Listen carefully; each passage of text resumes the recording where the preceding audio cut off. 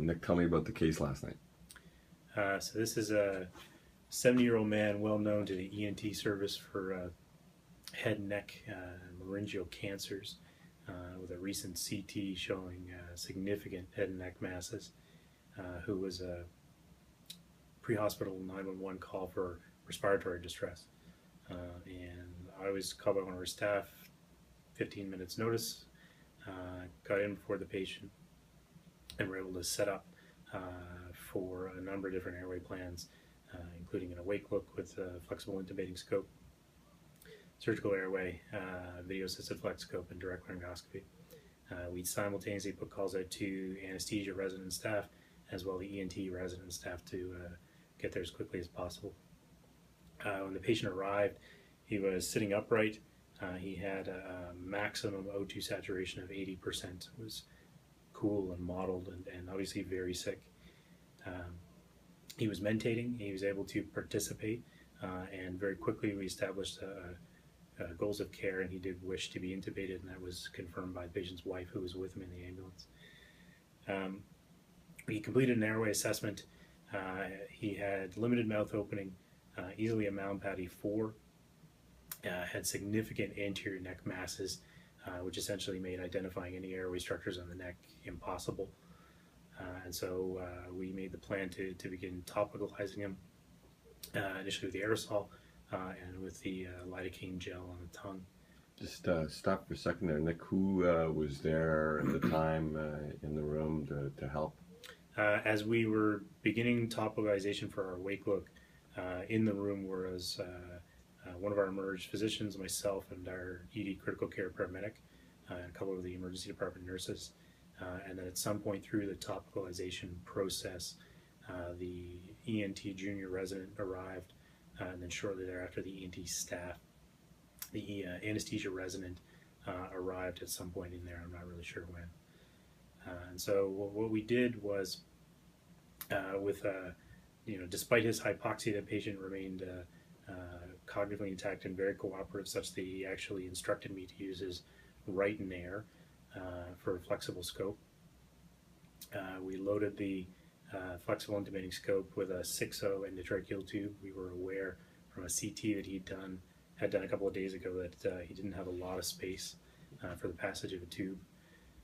And so with the ENT staff and our department staff at bedside, we did a flexible scope through the right nair, down through the nose, and down towards the airway. Most structures were entirely unrecognizable. Significant tumor burden, significant tumor mass that was down there. We were able to identify our retinoids briefly, and really only by getting the patient to sniff in as hard as he can to try and open up his airway as much as possible.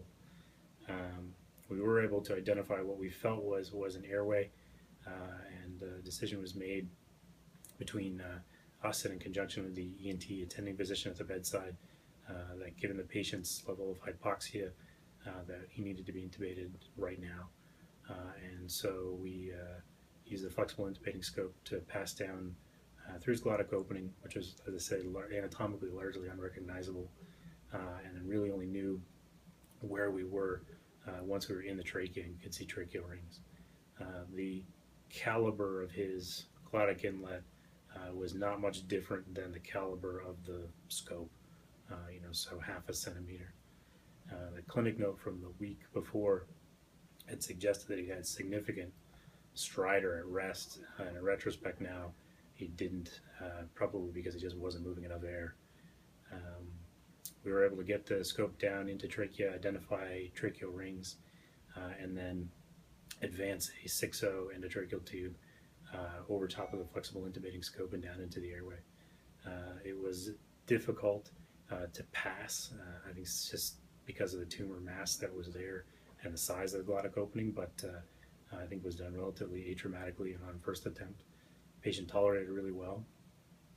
As soon as the tube was in, it was held in place by myself. I wasn't going to let go. Flex scope was removed. Our first confirmation was seeing the end of the tube at tracheal rings. We did a colorimetric CO2 detector to confirm placement as well. Hooked him up to an ambu bag and began to provide 100% FiO2, administered ketamine and rock to really take control of his breathing, and then hooked up continuous end tidal CO2 tracing to ensure that our tube was actually in the right place. And Nick, you mentioned that when the ENT staff, and when you say we, you were doing the scope. Yeah, I did I did the entire scope. And this is with the ambu scope. So this is the disposable ambu A3 scopes. Right. And when you're feeling neck, and the ENT surgeon who was at the bedside felt the neck, what did he say? So our usual part of our usual preparation for any difficult airway would be to assess for a surgical airway, and what we'll often do is identify landmarks before doing anything and draw an X on the patient's neck over where their cricothyroid membrane should be. And in trying to do that and trying to landmark, I was really unable to appreciate any anatomical landmarks, and the ENT attending physician at the bedside essentially just shook his head and said, "It's not going to happen." Anyway, so listen, great case. What was nice is that you, as an Emerge resident slash fellow, were given the respect by ENT and anesthesiology, and did an incredible job and saved this guy's life. That's a bigger issue whether I was going to do from here. But anyway, thanks for the story, and thanks for being you. Thanks.